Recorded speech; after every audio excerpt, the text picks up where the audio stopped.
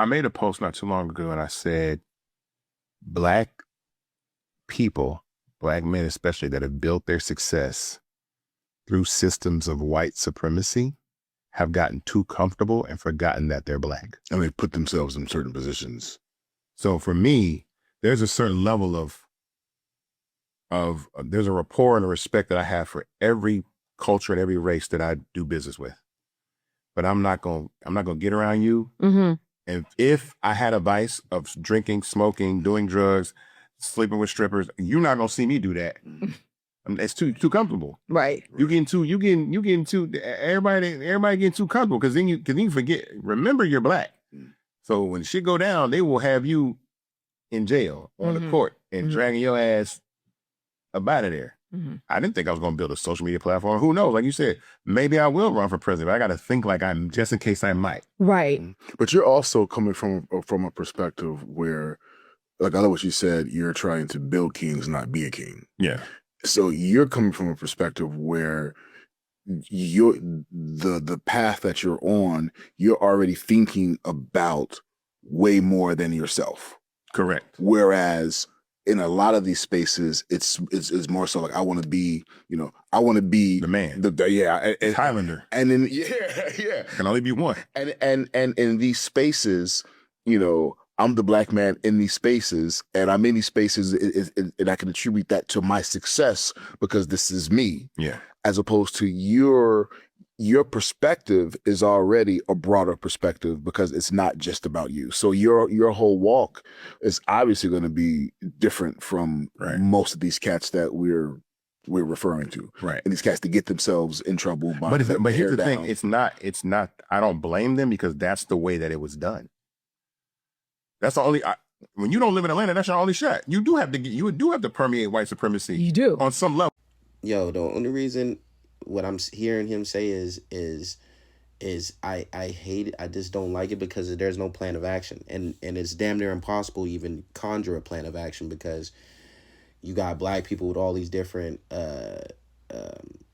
ideologies and belief systems and things that they're rocking with, and these things don't align with the pro-Black agenda. You can't be in a interracial relationship and have an interracial kid and think you're a part of the pro-Black agenda. It just don't work because you have to adhere to those other situations, especially if you're married and you're doing everything the right way, which is not a bad thing, but you there's no way for you to adhere. You can add aid, but even white people add aid to pro-Black situations by giving money, by supporting in that fashion. Doesn't mean that they are pro-Black. They are just in support of whoever that individual is or whatever that situation is of them doing their own thing. And I know that sounds confusing. It may sound confusing, but for some, when you're pro something, you want that to succeed, and that is your first priority. That is your first priority. You are pro you, right? So your first priority is you all the time. Unless you have kids, then you're pro your kids. You're everything. If you're a good parent, you're pro your kids. Everything happens for your kids first, and then everything else second. That's what being pro means. Everybody tries to make it like it's racist. It's not.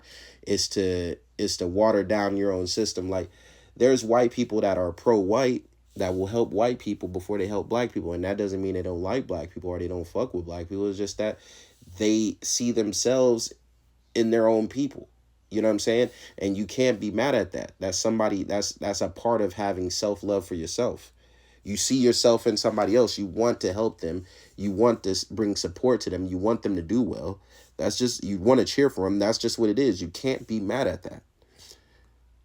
Now, if they have self-hate issues, then you not liking yourself, there's something wrong with you mentally. And I don't know if I can trust you because you are in a space where you don't even like yourself, and that could change that can change at any minute. You know what I'm saying? You can come to your senses and then be upset with yourself that you haven't been, catering to what looks like you or whatever. But that's what pro black means to me. When you just see, we're just trying to help what you help first. Like, for instance, like a black person, if they want to support a black owned business, they're gonna go to that black owned business first before they have to resort and bend to going to go get stuff at Target. You know what I'm saying? Or going somewhere. They're gonna outsource. They're gonna go out their way to help a black situation before they add to a corporate white situation or a white system. And that's just always first. You can't do that if you're in that if you have a mixed dynamic, or a mix or you're part of the alphabet community, because you tend to donate and help that community first. There will always be that community first, and that community isn't in agreement with the ideology of of pro blackness, because, and this is the old way, and that's not me saying it, but this is the old understanding of what it was, and this is why black people still to this day buck back at the alphabet community, because it goes against the ideology of, oh, we're not making more black people, we're the idea that they have, right? They're like, yo, they're spreading disease, they're spreading beliefs that don't agree with the black agenda. The black agenda is to have the black nucleus family be the center of our focus, build our communities back up, raise the kids right, build up the kids, and preserve a black future. But it can't be that way if you're doing a thing that doesn't involve procreation, if you're doing it with outside entities, because those outside entities will always deviate from the black experience and the black focus. And sometimes they don't understand the black focus. Their understanding is like us, and it gives a selfish perspective. That's why pro black is dying, because it's everybody's in a state of survival mode, and then not only that, we have no ownership over anything that could generate a whole ecosystem that could circulate the dollar within the community.